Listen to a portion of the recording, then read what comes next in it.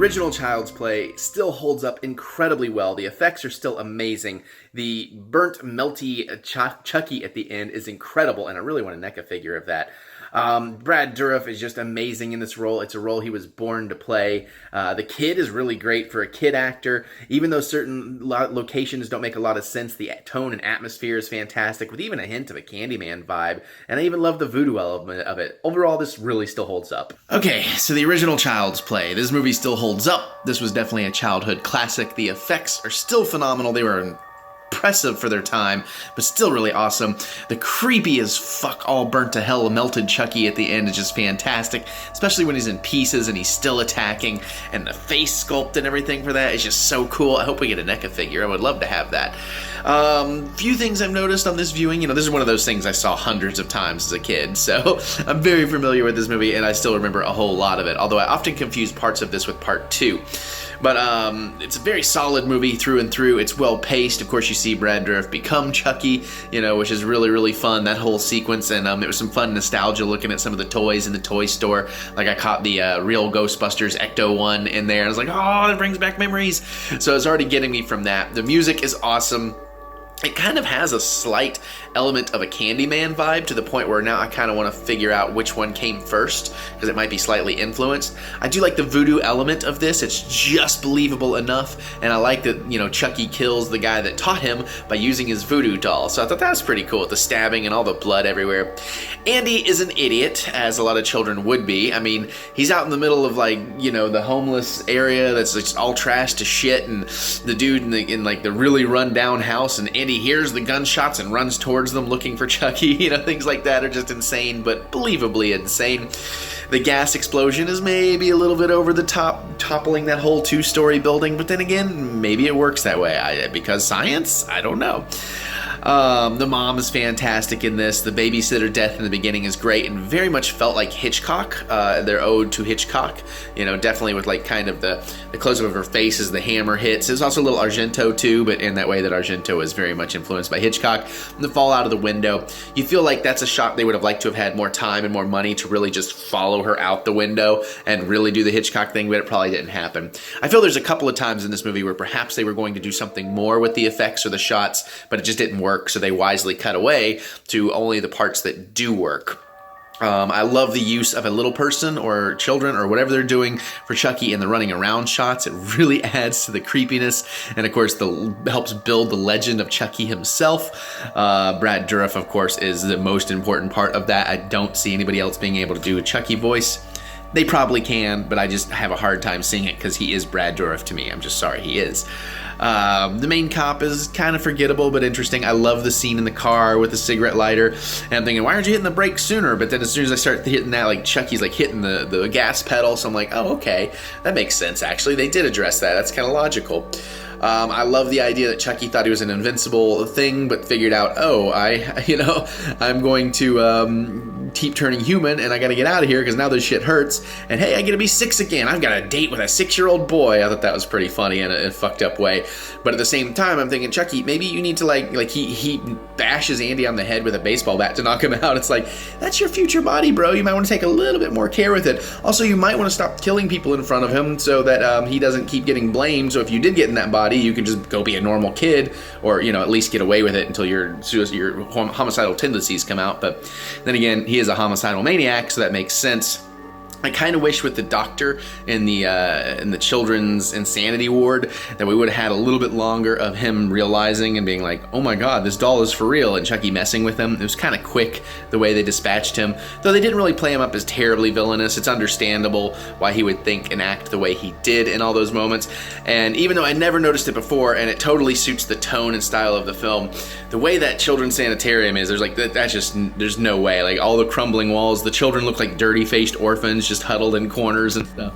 Again, maybe in a big city, a forgotten place, maybe that was kind of a subtle subtext they were throwing in too, so maybe there is some truth to that. But it's really cool. I really like the way the mom worked. I wanted to say something about her boss in the beginning too. It's like, do you like this job? Be like, well, I like the job. I'm just not that crazy about the management, but I guess she'd get fired. So, but I say those kind of things. I've gotten in trouble for it too, but it happens. But yeah, overall, really tight, really nicely paced. Not as quite as gruesome as I remember it. I think they start getting more and more gruesome as we go along. Not that that's exactly what I'm in for. If I recall, part 2 is mostly kind of a remake, just a bigger version of it. But we'll find out soon when we watch Child's Play 2. There you go. That's my thoughts on the original Child's Play.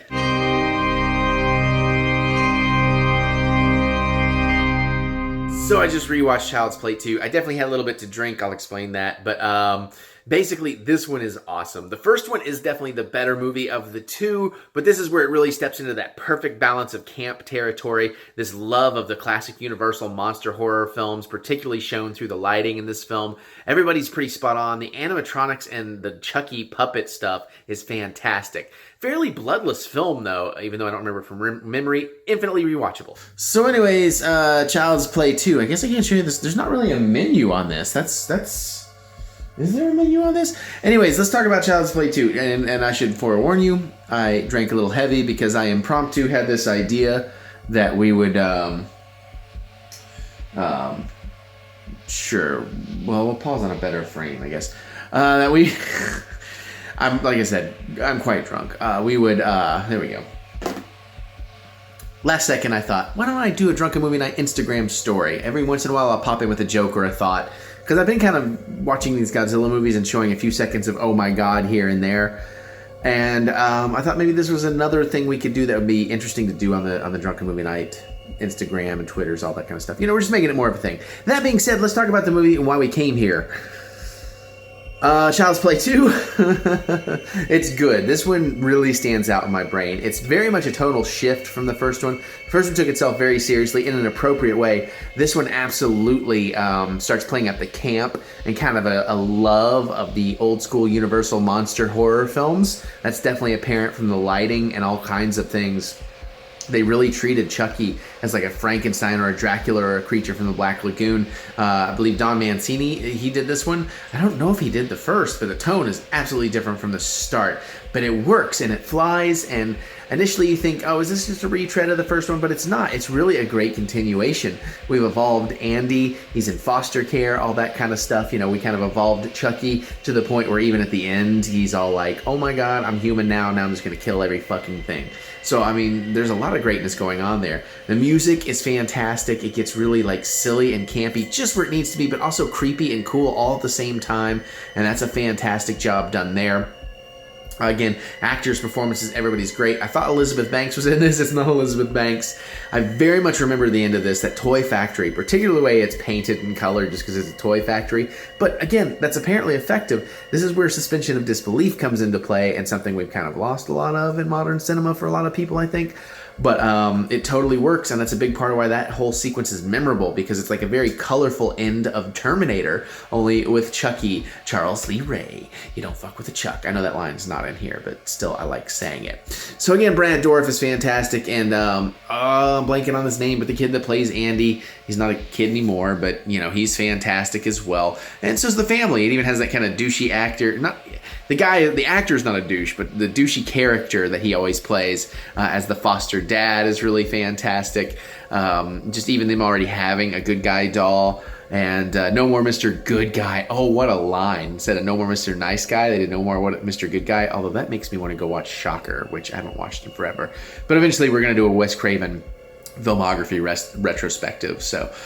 But yeah, again, great Chucky design too. They redesigned them. The animatronics got so much better. We never really saw him walking around. We never really had like the obviously little person in a costume thing that we had a lot of in the first one. But the animatronics, particularly in his face, were just so expressive in the creepiest of ways that make you feel like it really is a doll come to life. I like that. I like the evolution of Andy, that he was ready to fight back, and he, you know, I mean, people won't believe him, but he'll play the role he needs to play to survive in this world. He's finding his own weapons when he knows what's up, and he's ready to fuck shit up until the foster dad dies in a pretty fucking gruesome way. Although, that's another thing. I say gruesome, but I realized towards the end of this, it's not that gross of a film in terms of violent kills and bloodshed like you would expect from the 80s and 90s. It's actually pretty clean. Particularly like the foster mom, like that death is just some blood wiped across a neck. I took a still frame for the Instagram stuff. There's like no real actual gore going on there. You know, there's some eye punctures, but even that's played fairly safely in the way it's done. Really the grossest parts are like the melted dolls and such at the end, I think. So That's kind of interesting too. I like the idea of the foster care. They didn't play it up that much. They didn't need to. There was still the silly thing of the girl with the car and the Chucky doll. I loved it when she got stopped by the cop. That stuff was fantastic. That was really funny. I kind of joke laughed, but I really laughed at it at the same time. And yeah, man, it's just another really good entry. So far between the first two, this is easily for me... the first one's a better movie. This one's a more enjoyable movie, a more rewatchable movie. And sometimes that's what you need. Like, that's why the Sharknado series works for me so well. It's not at all like the best movie or a great movie. It's not as bad a movie as some people will say either. There is some real skill behind those things. But at the same time, as ridiculous and crazy as they are, they're infinitely rewatchable. And this is where Chucky starts getting that right. And that's a thing that makes, for me especially, as a child of the 80s, the 80s horror cult film scene to be the greatest thing ever, because there's so much rewatchability, even in a lot of the stupidity. But yeah, I really dig this one. I'm anxious to continue this Chucky-thon. I probably won't drunk stream the next one, but we'll see what happens.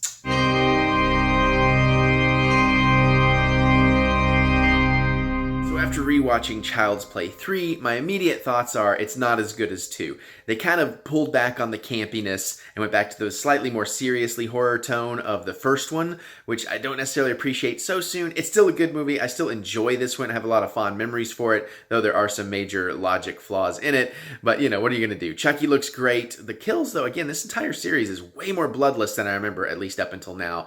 I like the military aspect of this. Good movie overall. Okay, so Child's Play 3. Not quite as good as 2. It's still a good one. I still have fond memories. I thought I hit pause on that. Crap, I thought I had a good shot for you guys. I still have fond memories of this one. Particularly the military school angle of it. The paintball thing with the switching of the ammunition.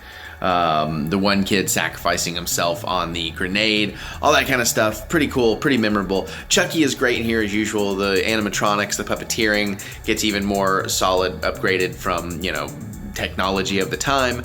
And they still have some of that stylistic horror, what's the word I'm looking for,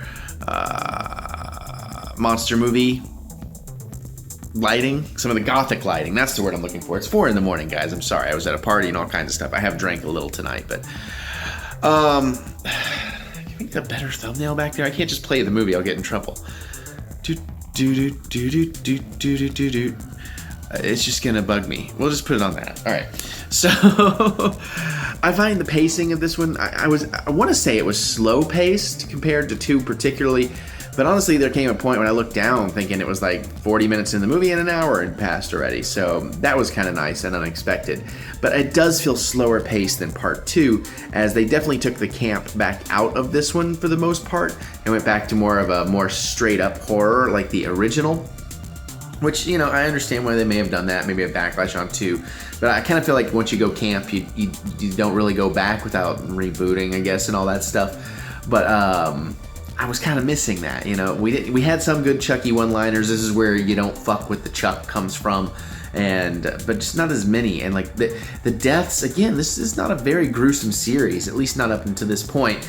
Not that you really need it to be, but at the same time, it is kind of the 80s, even though this is early 90s. So I don't know, some of that's there. There's some cheap jump scares, but overall not really creepy, not really scary. I did love like the head of the school's death, that Chucky was all prepared to give him this big old massive death, and he just, by jumping out and like yelling at the guy has a heart attack, and like he plays it so beautifully, this absolute horror and terror that's so, how can this be a real thing, just ends up killing him. I thought that was so cool. The barber is really creepy. There's a point when like he smells Andy's hair practically, and I'm thinking, this is a school for children. Who is hiring this fucker? I don't care what kind of military school you're at. This guy is beyond. I mean, you know, maybe at the time, but still. And I love, though, when the one kid comes back and sees Chucky has killed the guy, and Chuck's just like, what? You know, because like no one's gonna believe you. I thought that was really, really great. And I think Whitehurst, Stonehurst, something-hurst. But I think that was a great angle for that character. And I think that character actually had a pretty cool arc in this. It's not the original actor playing Andy Barclay, but this guy's given Alex Vincent, I guess. But this guy's given a pretty darn good performance, even though he's a little bit more teen heartthrobby. I guess it still kind of works. Let's see what else. I like the girl lead. The forwardness of her was something that was probably very influential and dreamy to me as a younger child. The young kid is a little annoying. He's not a great actor. He's not terrible, but he's not great. The drill sergeant-y kind of school kid that's the head of the other school kids, he's perfectly played. Like, you really don't like him. He gets under your skin. He's annoying, but you don't hate him. I mean, I feel a little bit bad for him at the end of the day when he dies, and I don't know if I'm projecting some extra story onto him or whatnot, but I mean, it feels like he's just a guy who, yeah, he's still kind of a dickhead. He's still going ahead, you know, power is going to his head a little bit, all that kind of stuff, but at the end of the day, he's just trying to be a good soldier and wants great soldiers around him. I mean, I don't know. There's something a little bit heartbreaking about the way he dies, you know, getting shot with live rounds and all of that, especially right after seeing the existence of Chucky. Did I zone? What happened to the garbage truck thing? Did no one notice the garbage truck guy dying in the back of his truck? I feel like maybe they did address that, but then I also feel like, did I zone out? Because I don't quite remember that. Music, nothing to write home about.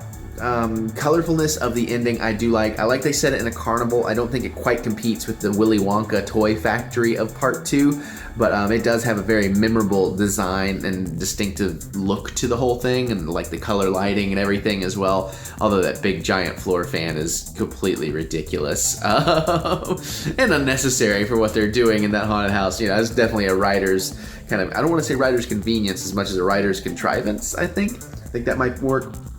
But yeah, overall not bad. I like the marbles under the CEO in the beginning. That CEO didn't seem like the kind of guy who would care about toys, though. To have that many toys around his house, kind of weird or really creepy. Or maybe he has kids. I don't know. They didn't really address that. They didn't give you the vibe that he would. The way Chucky figures out that he can, oh, I'm in a new body, I can maybe just hijack this new kid's body, because he's the first one I talk to, is pretty goddamn ridiculous. Chucky's just like, oh, you know what? He just randomly thinks about it. It's like, I have a new body. I bet I can do this. And it's like, okay, and that works. Okay. So again, you know, I think so far 2 is still definitely my favorite. I did enjoy this one though. There's some really enjoyable things. The ending is abrupt, and initially I was like, oh, there's so much closure I want. I want to know about these other characters and what happened. But at the same time, it's very Corman-esque that monster's dead, movie's over. So I really dig that. I am anxious to get back and see how they do Bride of Chucky, because I haven't seen that in so long, and I remember really loving that one. So I think that's going to be a fun rewatch in a couple of days for me from now. But hopefully you guys are enjoying this. I know I am, and I picked up the NECA Good Guys Ultimate Chucky action figure today. It's kind of just perfect timing that I found this while I'm in the midst of running the Chucky thing, because I was definitely looking for that one. So I probably already did an unboxing for it. But there you guys go. That's what I think about Child's Play 3.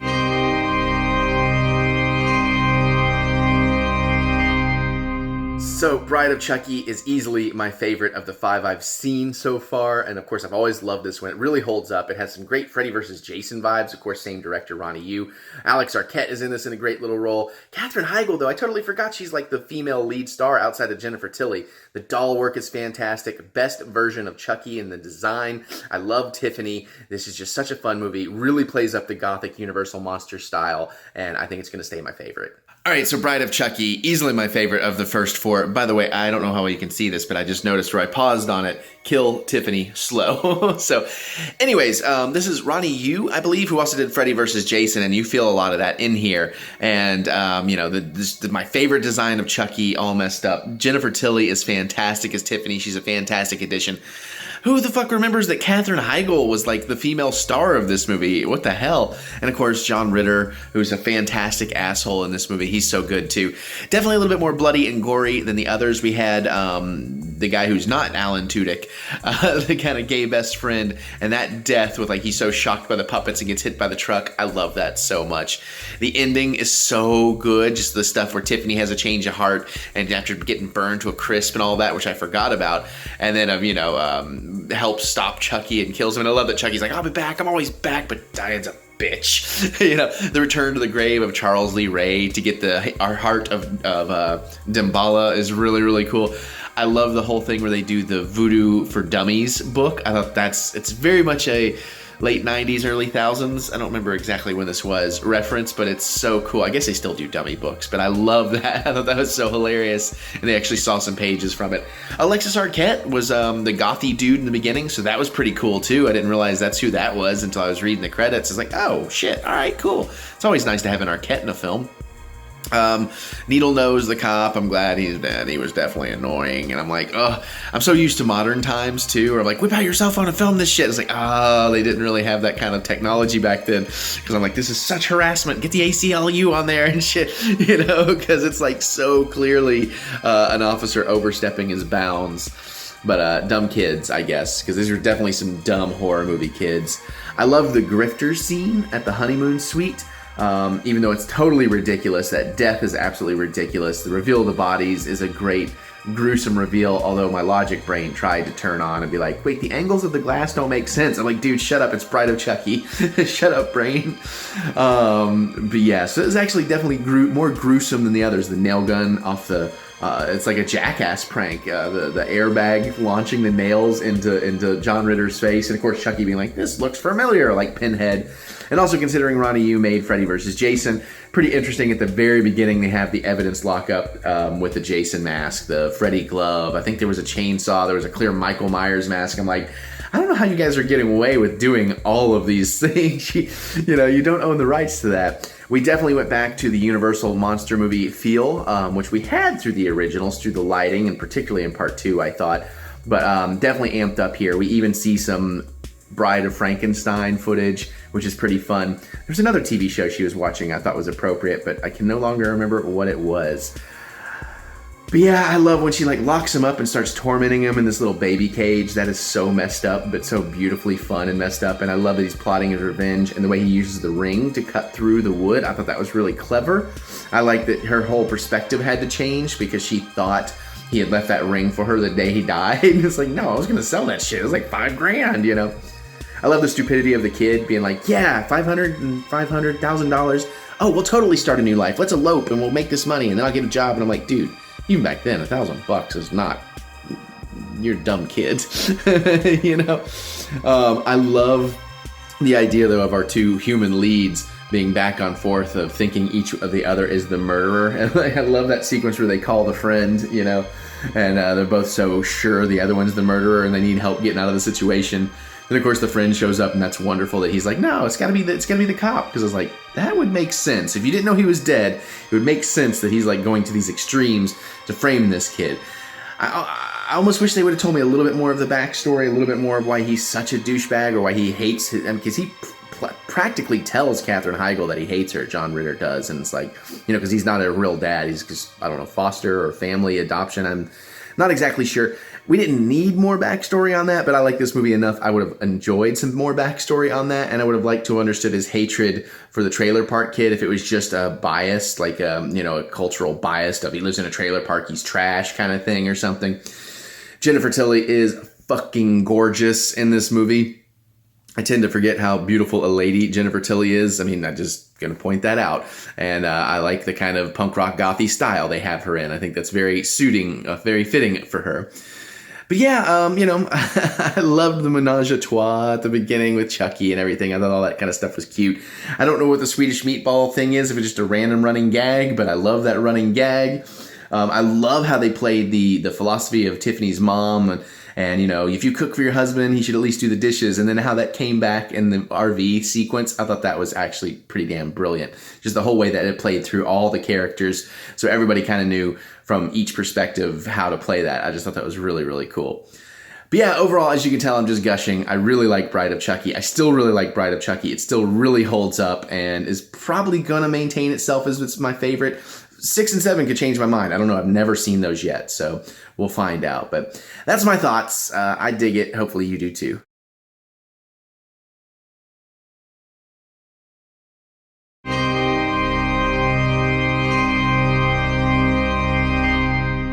So after rewatching Seed of Chucky, I am surprised to find out this is my least favorite of the first 5. The biggest reason is because they went full comedy with this. The last one was camp, and it still had some actual horror. This has no horror because you don't care about any of the characters. Everybody's completely cartoonish. The deaths are cartoonish. I love that John Waters is in here, but it's still cartoonish. The Glenn Glinda stuff is interesting. The trying to kick murder as a habit, as an addiction, is weird. It's just the tone is wrong. It's hard to watch this one. All right, so Seed of Chucky, I think that's my least favorite of the 5, honestly. There's some cool stuff in this. When I was younger, I liked this one a lot more because it was a bit more modern, a bit faster paced. But honestly, the biggest problem is this goes into just sheer comedy territory. Like, Bride of Chucky is funny, but it's really, the comedy comes from the camp and the taking itself seriously, and it is kind of a, it's a modern Universal Horrors monster movie. This was straight up comedy. There's like really no horror to this. There's some gore, but you don't really, all the characters are cartoons, so when they get killed, you don't really give a shit, and you're never really scared at any moment. There's no suspense or anything like that. And, honestly, the only emotion in this is feeling a little bit bad for Glenn, but even the way they handle that whole story is kind of wonky. And, just kind of disappointing. I remember this is not as good as Bride of Chucky, but I'm surprised to find it not holding up anywhere near a Bride of Chucky or 2 or 3 or 1 or 3. So I think so far my ranking is Seed of Chucky, Part 3, Part 1, Part 2, Bride of Chucky at the top for me out of the 5. And these are the 5 I've seen before. I have not seen the next 2 at all yet, so that's going to be interesting. Plus, I had a lot to drink today because of the special dinner we went to. We had sampled a bunch of new cocktails and stuff. But I did enjoy certain things. I mean, Red Man was pretty fun. John Waters, that was fantastic, and he has the best death of all the Chucky films thus far. Also the most gruesome, and even though there's some kind of bad, not terrible, but kind of bad CG in certain spots in here, his CG for how they pulled off his thing was pretty good. I know there was real makeup involved, but the reveal was CG, and I think that was a really excellent effect. The puppet designer himself has a cameo. I like that it's like a movie within a movie kind of thing they're doing a little bit here. I love when movies do that, but they didn't do that as much as I remember it happening.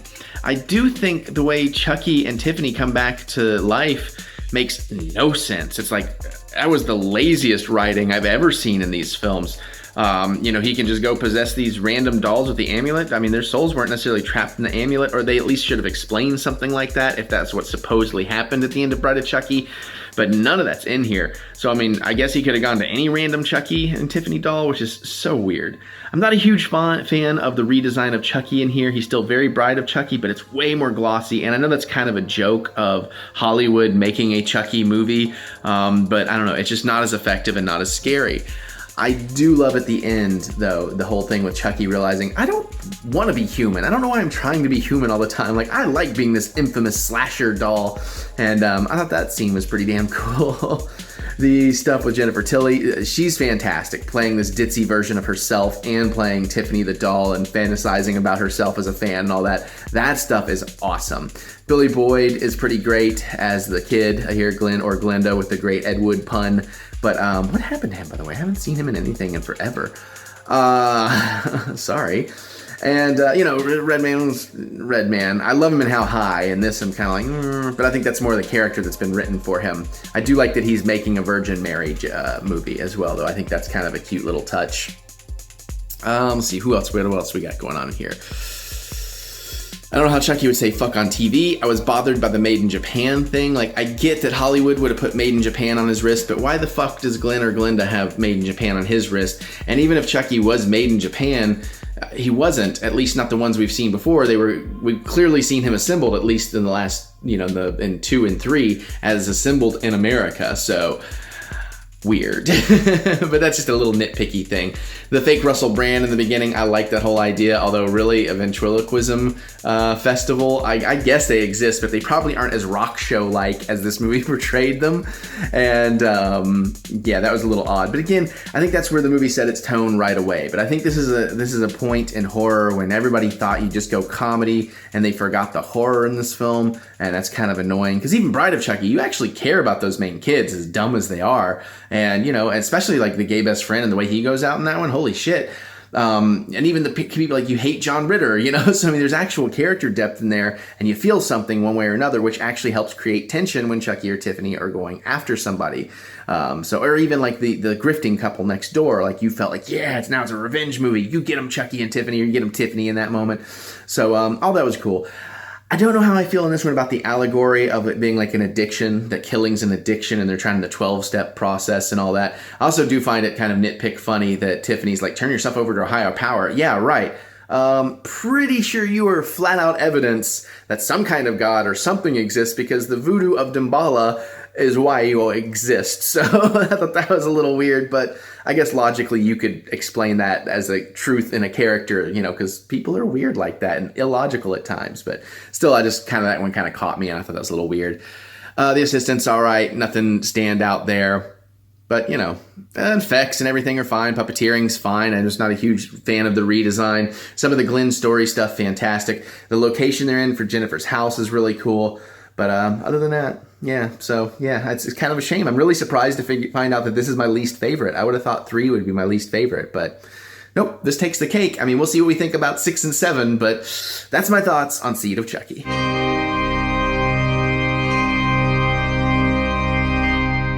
Just saw Curse of Chucky for the first time. This is part 6, and I gotta say, I think it might be my favorite one. They do return to the actual straight horror. It's not really campy, but it works. It's gothic. The script is brilliantly conceived. Like, it's everything is there that you want as a fan of the whole franchise. There's multiple endings that are crazy. I can't believe Jennifer Tilly's back. I was just missing Glenn. That's like the only thing. And that post-credit scene with Andy had me dying. The kills are gruesome. I love this one. So I just finished watching Curse of Chucky for the very first time. This was awesome. I'm gonna have to think about it. It might be my favorite. I might like this more than 2. It balanced all the great elements of the original, the horror, the tone, the gothic feel with a more modern twist than even that one had. But at the same time, and it didn't really go campy, but I wasn't really disappointed in that, because they actually gave this some great story, like some backstory and some twisty-turny stuff. I gotta start talking about the end, or the ends. If anything, there's maybe too many endings, but first, that post-credit scene, I was dying. That is awesome that Andy's like, hey, play with this. So that's really cool.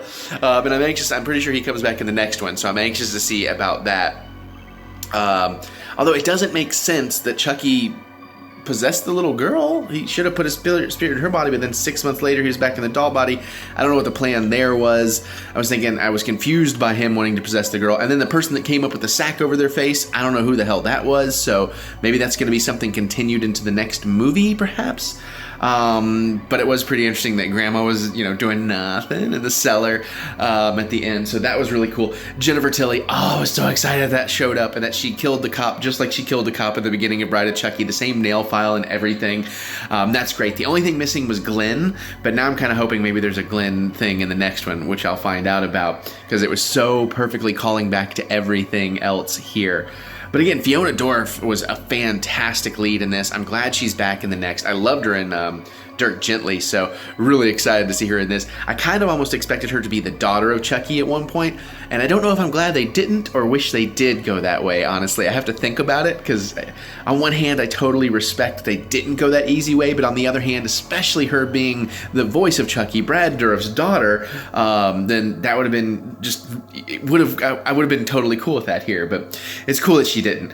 I really like not Mark Ruffalo in this movie, doing his best to not Mark Ruffalo. He's really charming and charismatic. I love the twist that the wife was actually cheating with the babysitter. I thought that was a great twist. I didn't see that coming. I was literally like, oh, all right. The daughter's great. The way Chucky just kind of mischievously causes problems in here. I think this movie is perfectly titled Curse of Chucky. And I think they finally figured out that it doesn't have to be about him trying to get into a body or anything like that. It's his revenge, and even if it's not his revenge, it's like he's this force of nature that if he shows up in your life, he's a curse on you, and he's going to destroy your whole life. And I think that's really brilliant, and I hope they continue. Well, I hope they would have continued to play down that line, and maybe they'll do that in the reboot, but I guess we're getting a reboot, which now I'm really upset about because this movie was awesome. I was like, all right, fine, I guess I can have a reboot before, but now after seeing this one, I'm like, no, I need more. Luckily, I get one more of these, which hopefully I'll get to watch tomorrow. I did not necessarily like the new Chucky design at first, but then it really quickly grew on me, and I love the reveal that he's still scarred under there, and she's pulling all that face off. We got the nice Lucio Fulci style eye stab, which was great. Although it is left very much open as to how Chucky, I guess it's just we're supposed to think in the 10 years or whatever, he's had some... Ade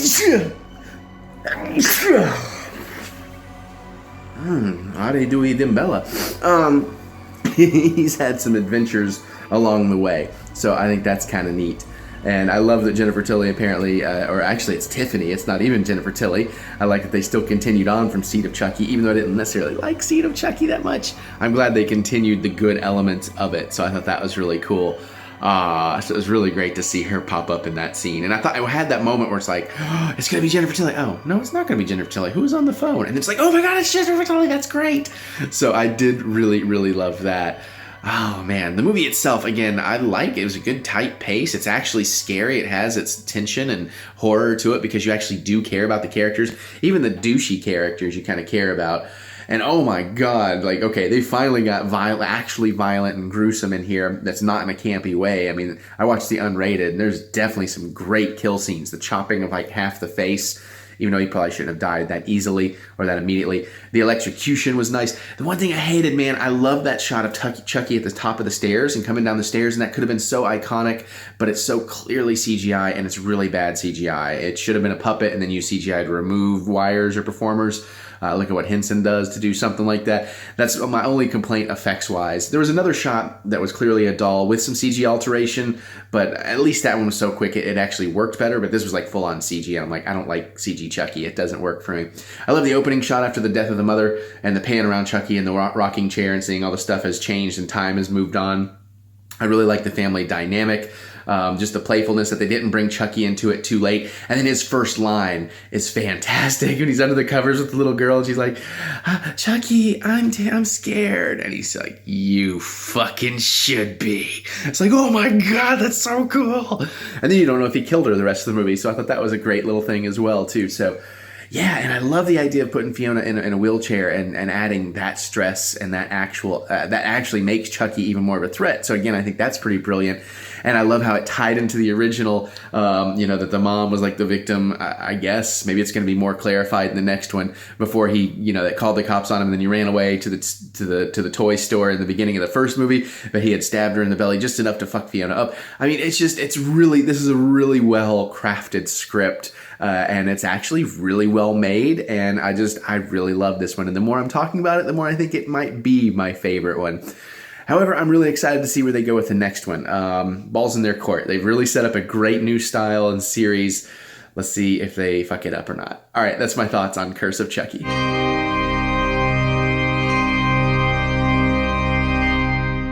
Finished watching Cult of Chucky for the first time, and I get why there may be fan uproar over a reboot because this ends on so many cliffhangers and so many unresolved things, and it's annoying. I loved this up until that end, especially with that knowledge, and then I thought Andy should have been smarter and more prepared badass than they actually portrayed him. Everybody else is fantastic. By far the goriest of the series. There's some great kills. I love it set in a stark white hospital, so the blood really shows when it starts to flow. Overall, it's a really good one. But so Cult of Chucky. It was going so well until the ending for a couple of reasons. One, that's not necessarily this movie's fault.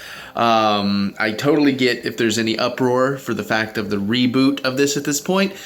Because again, spoilers, this is clearly a setup movie.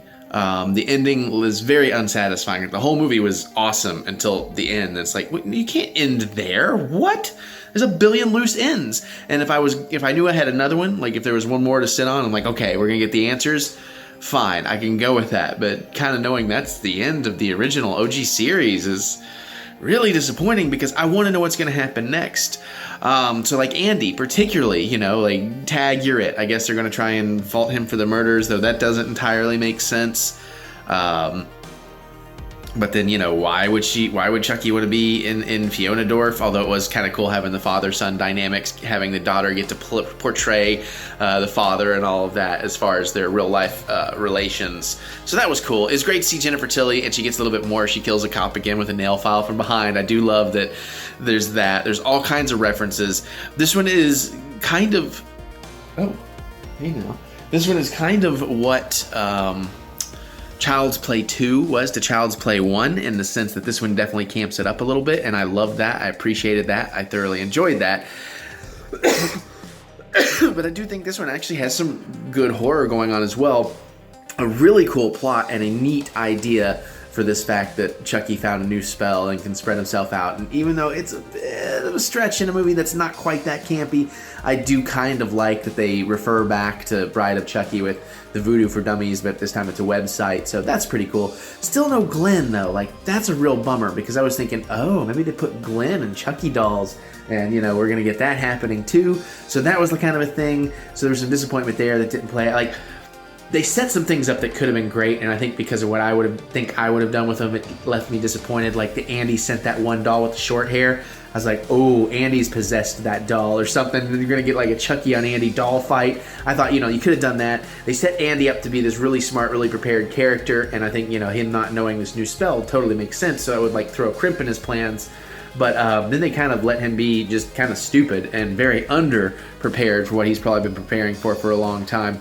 Sure, it was smart that he put a gun in the doll, I guess, but maybe more bullets, maybe more weapons, maybe, you know, I don't know. I just feel like there's more to that. And, you know, I'm kind of surprised no one ever played that angle of someone else using the voodoo spell, because if Voodoo for Dummies exists, then other people should be able to do it too. So kind of interesting there. I would have liked to, I'm sure budgetary is why not, but I would have liked to have seen some Tiffany doll action going on in here too, other than just the very end.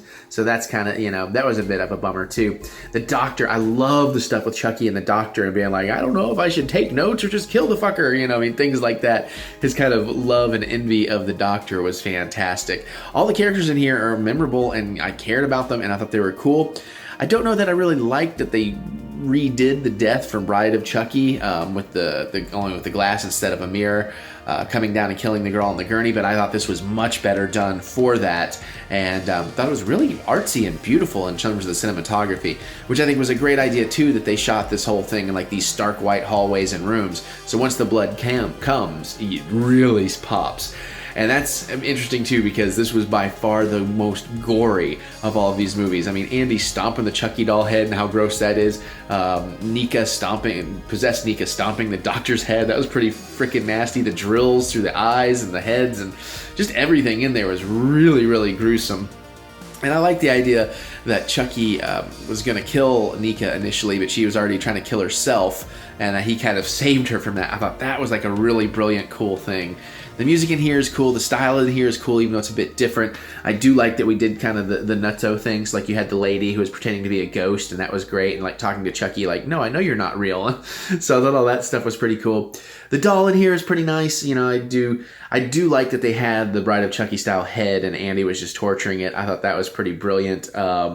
But I still miss my Bride of Chucky scarred up Chucky, so that's kind of a bummer that he's not really in here. But I do like what they did with it, and I really like I think they could have gone further with the relationship of the lady that killed her son, because I don't know, there was something like she should have been brought into the cult, into the family. I kind of feel like, because I feel like there was kind of this weird ass fucking sexual like death play, strangulation play kind of like potential fetish between them that could make Chucky really extra creepy. But I like the reveal too that the doctor was villainous. I didn't see that coming, and I thought that was really good. And like I said, I mean, overall this was a gorgeous movie. I like the location change. I like the way the story works. Everything was really good in here, except that they clearly set up for what would be probably a completion of this modern trilogy.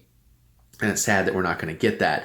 And like I said, I was fully prepared the way they built up Andy, for Andy to be a much smarter, much more prepared badass than he was. And I wish we could have got that. And maybe if we had had the next sequel, we would have. So, but Fiona Dourif is awesome as always. Brad is awesome as always. I know I'm sure he got a big kick of working with his daughter through all of this and everything too. So really good time. Really excited for this movie until that very ending. And then no post-credits. After the last one having like 20 endings and all these post-credits, there was no post-credits in this one. So that was kind of interesting as well. The series will be missed. I don't know how the reboot's going to go, but you know me, I try to give everything a chance. I guess we'll see. But that's my thought on Cult of Chucky. It ranks up there for me. You know, still, I think Curse is my favorite. 2 are Bride, probably Bride, and then 2 probably, and then 1. And Seed at the bottom, but where does Curse go? I think I like this a little bit better than 1. Did I like it more than 2? That's a tough call. We'll leave it there. That's my thoughts.